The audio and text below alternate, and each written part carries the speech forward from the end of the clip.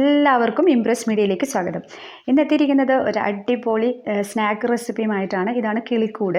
അപ്പോൾ ഈ ഒരു കിളിക്കൂട് ഉണ്ടാക്കാനായിട്ട് വളരെ എളുപ്പമാണ്. വീട്ടിലുള്ള ഇൻഗ്രീഡിയൻസ് വെച്ച് തന്നെ നമുക്ക് വളരെ എളുപ്പത്തിൽ ഇത് തയ്യാറാക്കി എടുക്കാൻ പറ്റും. അപ്പോൾ നമ്മളുടെ ഈ ഒരു ചാനൽ ഇംപ്രസ് മീഡിയ നിങ്ങൾ ആദ്യമായിട്ടാണ് കാണുന്നതെങ്കിൽ ഒന്ന് സബ്സ്ക്രൈബ് ചെയ്യണേ. അപ്പോൾ സബ്സ്ക്രൈബ് ചെയ്യുമ്പോൾ സൈഡിൽ കാണുന്ന ബെൽ ബട്ടൺ പ്രസ് ചെയ്യുക. അപ്പോൾ അതിൽ ഓൾ എന്ന് പറയുന്ന ഒരു ഓപ്ഷൻ വരും. അതും കൂടെ ക്ലിക്ക് ചെയ്ത് കഴിഞ്ഞാലാണ് ഞാൻ അപ്ലോഡ് ചെയ്യുന്ന എല്ലാ വീഡിയോസിൻ്റെയും നോട്ടിഫിക്കേഷൻസ് നിങ്ങൾക്ക് കൃത്യമായിട്ട് കിട്ടുകയുള്ളൂ. അപ്പോൾ ഈ ഒരു റെസിപ്പി നമ്മുടെ ഉരുളക്കിഴങ്ങ് വെച്ചിട്ടാണ് ഇത് തയ്യാറാക്കുന്നത്. വളരെ കുറച്ച് ഉരുളക്കിഴങ്ങിൻ്റെ കൂടെ ഒരു 2-3 ഇൻഗ്രീഡിയൻസും കൂടെ മാത്രമേ ആവശ്യമായിട്ടുള്ളൂ. അതുകൊണ്ട് വളരെ എളുപ്പത്തിൽ തന്നെ വളരെ പെട്ടെന്ന് തന്നെ ഇത് തയ്യാറാക്കിയെടുക്കാൻ പറ്റും. ഇതെങ്ങനെയാണെന്ന് നോക്കാം കേട്ടോ.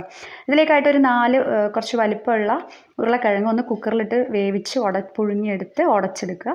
ഇനി അതിലേക്കൊരു കുറച്ച് വലിപ്പമുള്ള ഒരു ഉള്ളി, 1-2 ഉള്ളി വലിപ്പത്തിനനുസരിച്ച് ചെറുതായിട്ട് അരിഞ്ഞിട്ട് ഇതിലേക്ക് ചേർത്ത് കൊടുക്കുക. അതുപോലെ മല്ലിയിലയും കറിവേപ്പിലയും കൂടെ ചെറുതായിട്ട് അരിഞ്ഞ് ചേർക്കാം. പിന്നെ നമുക്കിതിലേക്ക് ആവശ്യമായിട്ടുള്ള ഉപ്പ് ചേർത്ത് കൊടുക്കുക. പിന്നെ അതുപോലെ എരിവിനായിട്ട് കുറച്ച് ചുവന്ന മുളക് പൊടിയും അതുപോലെ തന്നെ കുറച്ച് കുരുമുളക് പൊടിയും കൂടെ നിങ്ങളുടെ ഇഷ്ടത്തിനനുസരിച്ച് ചേർത്ത് കൊടുക്കാം.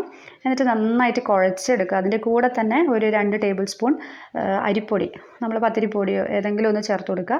എന്നിട്ട് അത് നമ്മൾ ഇഷ്ടമുള്ളതിൽ ഷേപ്പിൽ കുഴച്ചെടുത്തിട്ട് അതിലേക്ക് നമ്മൾ മുട്ടയിലൊന്നും ഇത് കോട്ട് ചെയ്തെടുക്കുക. മുട്ടയിലും കോട്ട് ചെയ്യുക. അതുപോലെ തന്നെ ഒന്ന് നമ്മളുടെ സേമിയയിലും കൂടെ ഒന്ന് പൊതിഞ്ഞെടുക്കുക.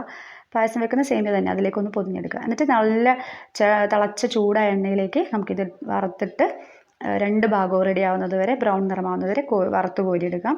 നമുക്ക് സൺഫ്ലവർ ഓയിലോ വെളിച്ചെണ്ണയോ ഏത് വേണമെങ്കിലും ഇത് ഉപയോഗിക്കാം. അപ്പോൾ ഇതേപോലെ നന്നായിട്ട് മൊരിഞ്ഞെടുത്ത് കിട്ടും. അപ്പോൾ ഇത് കഴിക്കുമ്പോൾ പുറത്ത് നല്ല ക്രിസ്പായിരിക്കും, അകത്തേക്ക് കടിക്കുമ്പോൾ ചെറുതൊരു സോഫ്റ്റ് ആയിട്ടും കിട്ടും. അപ്പോൾ നല്ലൊരു ടേസ്റ്റാണ് ഇത് കഴിക്കാനായിട്ടുള്ളത്.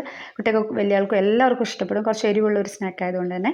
അപ്പോൾ ഈ ഒരു സ്നാക്ക് നിങ്ങൾ എല്ലാവരും തയ്യാറാക്കി നോക്കുക. ഈ ഒരു റെസിപ്പി ഇഷ്ടപ്പെട്ടിട്ടുണ്ടെങ്കിൽ ലൈക്ക് ചെയ്യുക. നിങ്ങളുടെ ഫ്രണ്ട്സിനും അതുപോലെ റിലേറ്റീവ്സിനൊക്കെ ഒന്ന് ഷെയർ ചെയ്ത് കൊടുക്കുക. നമ്മുടെ ചാനൽ ഇതുവരെ സബ്സ്ക്രൈബ് ചെയ്തിട്ടില്ല എങ്കിൽ ഒന്ന് സബ്സ്ക്രൈബും കൂടെ ചെയ്യാം കേട്ടോ.